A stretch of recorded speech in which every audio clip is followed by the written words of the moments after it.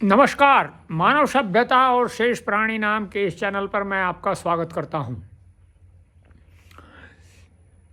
जैसा कि आपको मैंने बताया था कि जो विज्ञान है वो अति सूक्ष्म होता है और उसका मैंने कुछ वीडियो इस चैनल पर पोस्ट भी किए थे। मैं नहीं जानता आपकी समझ में वो वीडियो आए या नहीं आए, किंतु उसी से संबंधित मैं आप स्वतः ही उसको समझ जाएंगे। एक आज वीडियो बना करके या वीडियो आपके लिए प्रस्तुत कर रहा हूँ। मैं बहुत सारे लोगों से मिला और बहुत सारे लोगों से मैं बहुत सारी जानकारियाँ प्राप्त करने का प्रयत्न करता हूँ। कोई यदि कुछ भी बोले तो मैं ये प्रयास करता हूँ कि मुझे कुछ अच्छी जानकारी वह देगा। इसी से संबंधित, जैसे कि मैं आपको पता है यहाँ इस ऐसे स्थान पर रहता हूँ जहाँ मैं ही रहता हूँ। वैसे तो परमात्मा सर्वत्र है, सर्वव्यापी है, सर्वव्यापक है, वह सर्वत्र रहता है और मनुष्य के साथ में रहता है। किंतु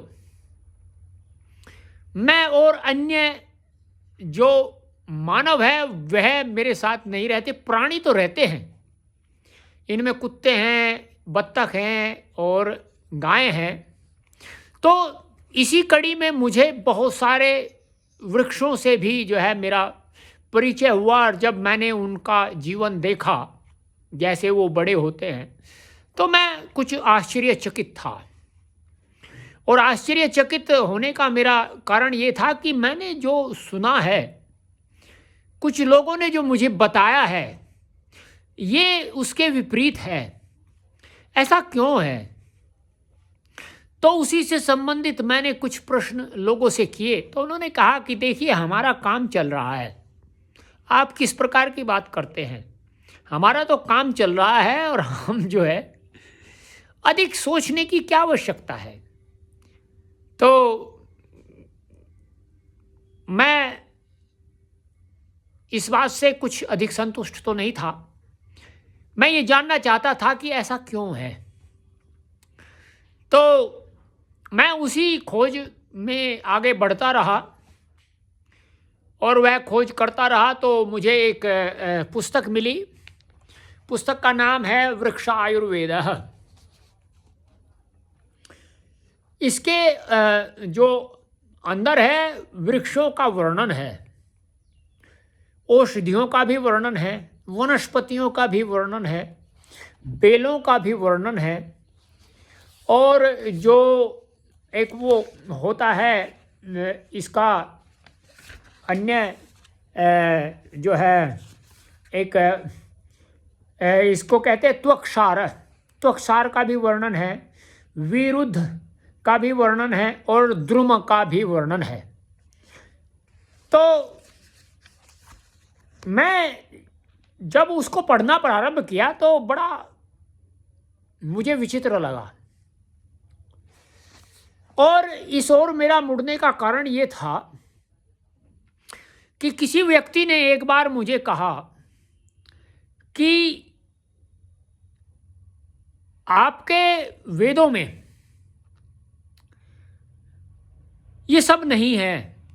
जैसे मान लो किसकी खुदाई कैसे हो, किस समय किसको जल दिया जाए और कौन वस्तु किस समय उत्पन्न होती है, उसका काल कितना होता है, वह कितने काल तक जीवित रहती है, कितने काल के पश्चात में वह पुनः अपने कारण में चली जाती है, ये सब वहाँ नहीं है। मैं उसकी बातों से सहमत नहीं था। मैंने उससे असहमति व्यक्त की और असहमति व्यक्त करने के पश्चात में मैंने कहा कि समय कभी आएगा हम आपको इस विषय में भी बताएंगे। तो मेरी जिज्ञासा को ये कह सकते हैं कि आप एक प्रकार से पंख लगे और मैं उसको खोजता रहा। तो मुझे ये एक वृक्ष आयुर्वेद नाम की पुस्तक की प्राप्ति हुई। तो इस वृक्षायुर्वेद में क्या है? वृक्षायुर्वेद में जो है, जो वृक्ष है उसके पर्यायवाची दिए हैं 13। पहले तो हमें उनको समझना चाहिए कि वृक्ष को वृक्ष के अतिरिक्त क्या कहते हैं। एक तो होता है वृक्ष, दूसरा होता है महिरुहु, एक होता है साखी, चौथा होता है विठपी, और पांचवा होता है पादप, छठा होता है तरु, सातवां होता है अनोक है, आठवां होता है कुटय, नौवां होता है शालह, 10वां होता है पलाशी, 11वां होता है द्रोह, 12वां होता है द्रुमह, 13वां होता है अगमह। ये जो है वृक्ष के अमरकोश के अंदर पर्यायवाची हैं। अब इसके अतिरिक्त जो है, जो एक वनौषधि नाम की पुस्तक आती है, उसमें भी जो है इसके 4 पर्यायवाची दिए हुए हैं। एक तो होता है कारस्कर है, दूसरा होता है गच्छ है, तीसरा होता है गक्ष है,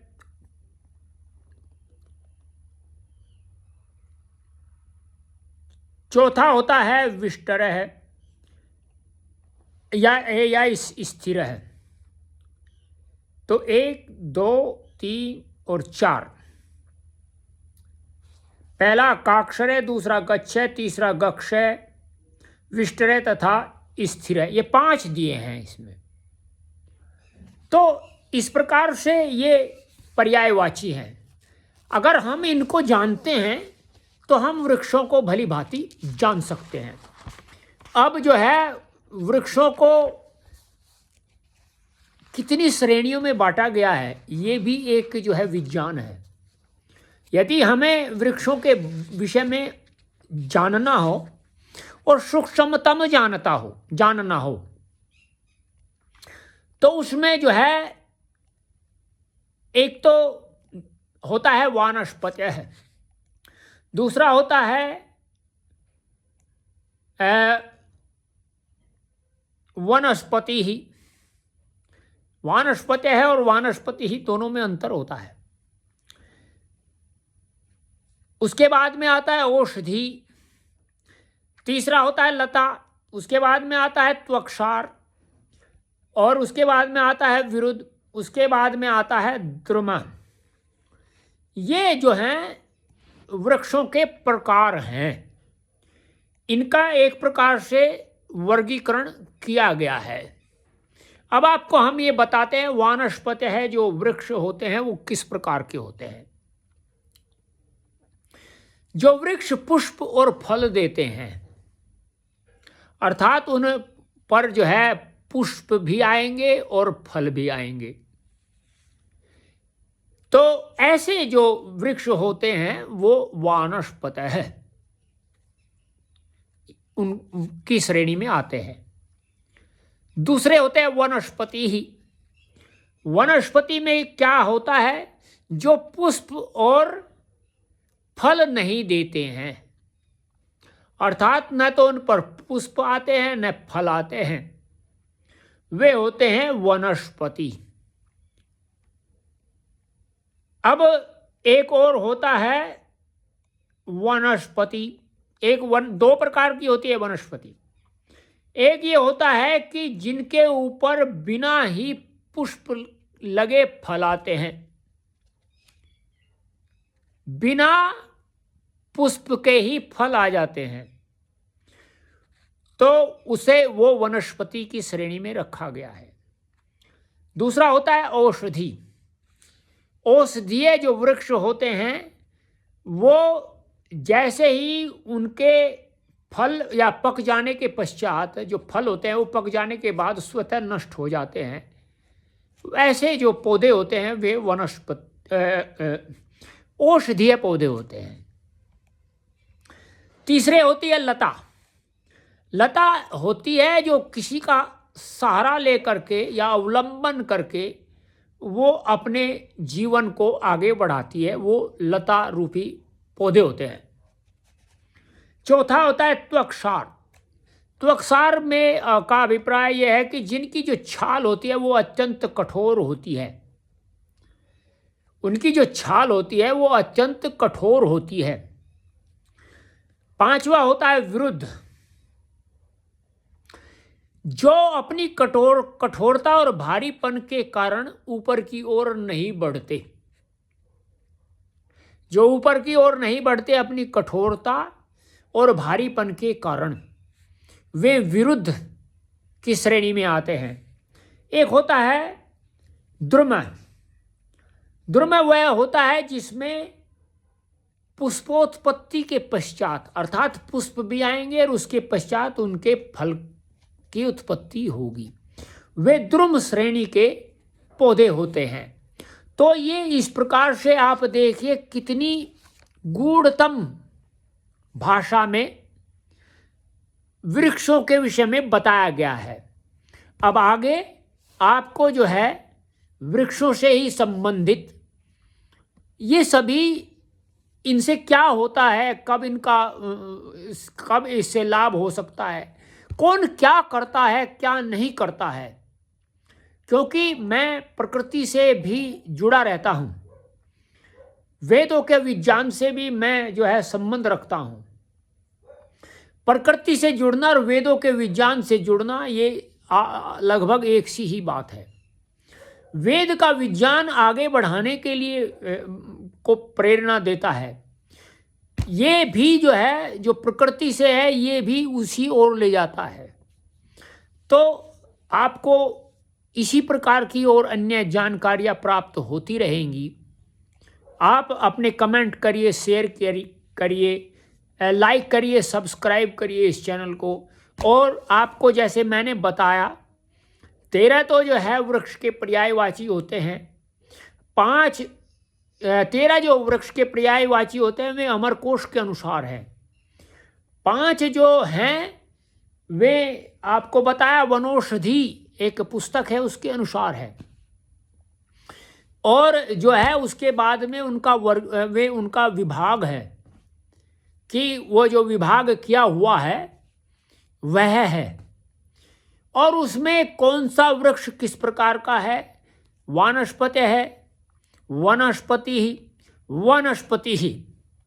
उसके बाद में आता है औषधीय पौधे, उसके बाद में आते हैं आपके जो लता, उसके बाद में आता है त्वक्सार, उसके बाद में आता है वृद्ध, और आखिरी में आता है द्रुम। तो ये आपको वर्गीकरण मैंने बताया, और इसके अनुसार ही जो है आपको बहुत अच्छी इस प्रकार की जानकारी मैं देता रहूँगा, क्योंकि आपको मैं ये बताना चाहता हूँ कि जो वेदों का विज्ञान है जो उनसे संबंधित जितनी भी पुस्तकें हैं, आप उन पुस्तकों के विषय में जान करके आश्चर्यचकित रह जाएंगे, क्योंकि आज का विज्ञान वहाँ तक पहुँचा ही नहीं है जहाँ पहले हमारे ऋषि और मुनि पहुँच गए थे, जिन्होंने साक्षात्कार किया था इस पृथ्वी का, और जो परमात्मा को जिन्होंने प्राप्त किया था वे तत्वदृष्टा ऋषि थे। तो हम जो है यदि तत्वों को भी जानना चाहते हैं, तो यदि हम प्रकृति को नहीं जानते तो हम तत्वों को जान नहीं सकते। हमें तत्वों का उपयोग किस प्रकार करना चाहिए वह भी हम नहीं जान सकते। तो आपसे मैं फिर कल मिलूँगा। नमस्ते।